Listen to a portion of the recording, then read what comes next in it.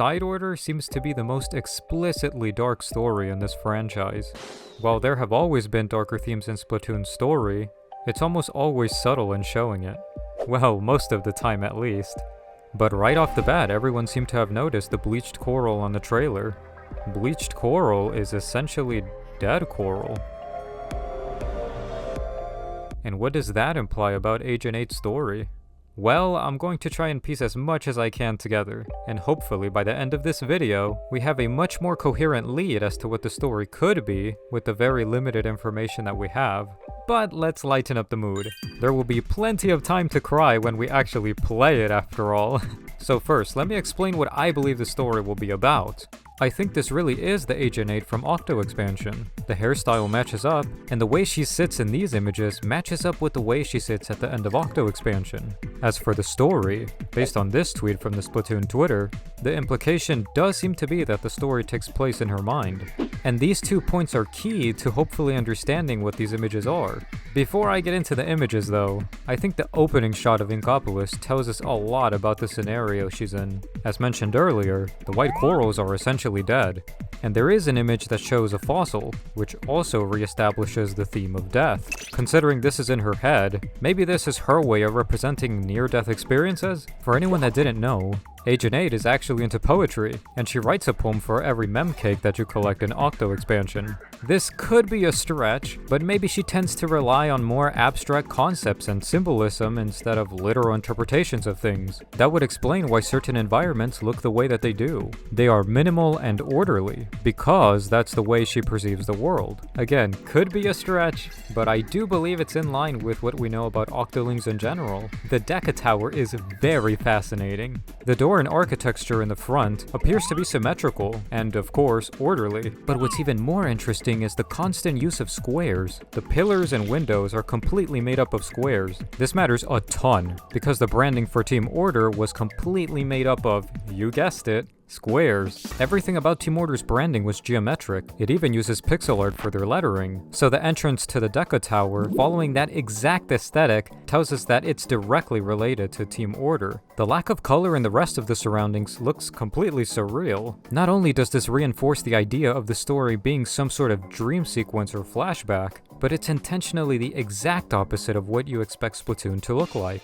To see such a colorful game in this way makes it feel, well, dead. Speaking of the idea of dream sequences or memories, that explains the desaturated colors in the images that show up throughout the teaser. The school of fishes floating around is very surreal. Either this is actually underwater somehow, or the fishes we see aren't even real. The main thing I have to say about these fishes, though, is that a school of fishes, by design, are meant to move and flow as a team in an orderly fashion. Fishes also tend to symbolize change, rebirth, and the unconscious, also known as the higher self. And literally all of these can relate to the story. Inkopolis has clearly gone through some change. Agent 8 has gone through a rebirth after listening to Calamari Incantation, and the unconscious is because the story is, well, in her mind. Am I giving off crazy Charlie Day vibes right now? Yes I am. Now let's talk about Agent 8's new outfit. First of all, her yellow bracelets are gone. And something interesting about these bracelets is that the Octolings in this picture seem to have them on the same ankle. I think the cloning theory has a lot of merit, to be honest. The yellow tags we see Agent 8 wear have QR codes on them, almost like they're seen as just another number in a set. The new outfit also looks very test subjecty, if that makes sense. Very uniform, and the white can be both for the Team Order theme and as a default outfit for the clones. As we know, cloning is not a new concept in the Splatoon universe, because Lil Judd exists. I need to know what's going on with this guy, by the way. He wants to kill Judd and runs Grizzco as a side hustle? The man is a menace. Anyway, one last detail I noticed on Agent 8 is the huge zipper on her outfit's design. Both Pearl and Marina have an oversized zipper as part of their branding. And we know that the fashion designer for these outfits actually exists in-game. So maybe she was somehow related in designing these? It's funny that Marina mentions the most obscure things so often. She clearly has the most knowledge on what's going on at any given moment, which makes her concerned look here even more concerning. What is she looking at here? And what does she know that the other characters don't? By the way, I don't believe that Marina's evil or anything. That's one theory that just doesn't make any sense to me. Okay, let's look into the many images that showed up throughout the trailer. Pearl is in the white version of Inkopolis Square, and we can see the Shoal logo on the right. Now, this does add some confusion because she's wearing the same outfit as the recent artworks, so this means that this world could actually be real. And it also had to have happened after the events of Octo Expansion, especially since Marina seems to be wearing her new orange outfit as well. Unless Agent 8 is remembering this wrong, which I doubt. So maybe she is remembering what happened to Inkopolis Square between the present moment and the Final Fest. Someone made a great point that this can't be Inkopolis Square today, since it's really close geographically to Inkopolis Plaza, which is completely fine. Some cool details I noticed on Pearl is her jacket and shoes have the Off the Hook logo, which is a great touch to Pearl's loyalty to the Off the Hook brand. The new patch is hard to see, and it's conveniently covered in all the other artworks. It looks like some sort of emblem for an organization or something.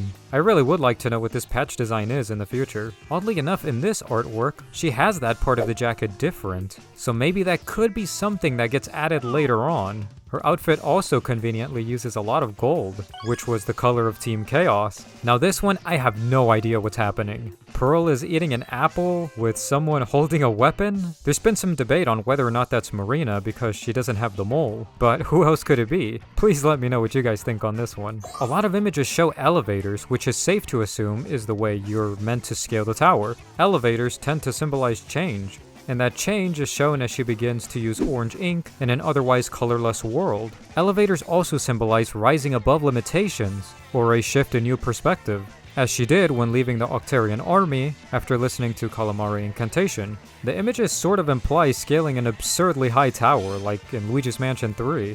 There seems to be at least 11 floors, with this floor having leakage on the window.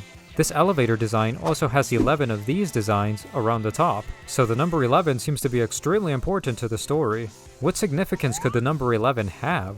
Also, the trees imply that there's more life, depending on the floor. Maybe closer to the top of the tower there's more forestation and life. The leakage as well looks reminiscent of the sewers, which is technically where the deep sea metro is. And the window is notably not a square anymore, interestingly enough. Old elevators being used over modern ones is in the same theme as using an old telephone design for Tartar. There also seems to be versions of modern elevators too. Maybe we get multiple kinds of elevators throughout the stages. Now this image with the old elevator shows the character to have pointy ears and no suction cups. This is actually really odd. What I think is the lack of suction cups could just be a way of showing the character far away, but the problem is that it's not in line with the other artworks. Maybe this could be a way of differentiating between two clones in the story. Or maybe it's a younger Agent 8? I'm no lore expert, so I don't know how Octoling hair develops. I just learned about the Agent 4 roommate thing yesterday. Which gets me to this image. There's a character with pointy ears, which means it's an Inkling.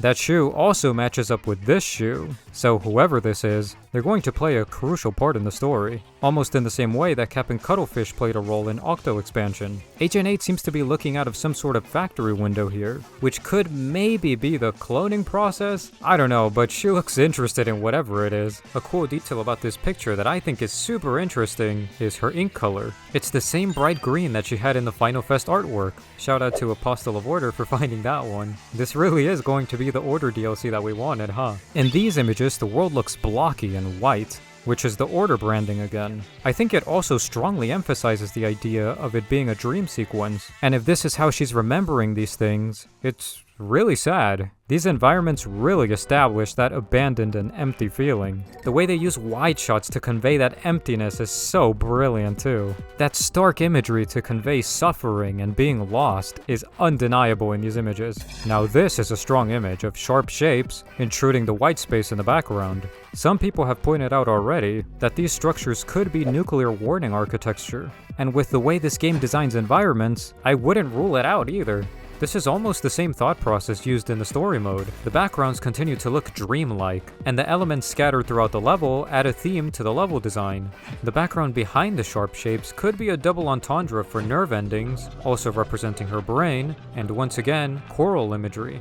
I like the detail of her sitting in the same pose as the ending of Octo Expansion, and for some reason she seems to have the same black shoes now. This image gives me Portal 2 vibes. She seems to be holding a mix of the new Splattershot and the 96 gal, and the thing she's holding on the other hand seems to be an ink tank. As we know, this game is very contextual with the ink tank designs. They range from pouches, backpacks, and even used up soda bottles.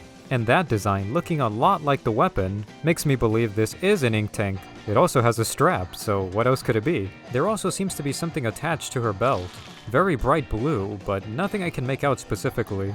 Green is almost always used as a quote-unquote bad color in the stories, with sanitization being the main form of that. So maybe this is a boss or enemy in the distance that just so happens to be juxtaposed with the character. I'm not too sure though. It could also be something that she has to carry around for some reason. The choice of orange being the main ink color is interesting too, since brown, the color she originally was, is a shade of orange. Maybe she gets a brighter color as she gains energy or experience. Other images seem to have orange and black ink throughout the environments, and that dark color is similar to the character's hair, but it seems odd to say she can dive into that ink, you know? She keeps her distance from it at all times, so I assume it's bad. She's also very hesitant to get close to the dark splotch on the ground here.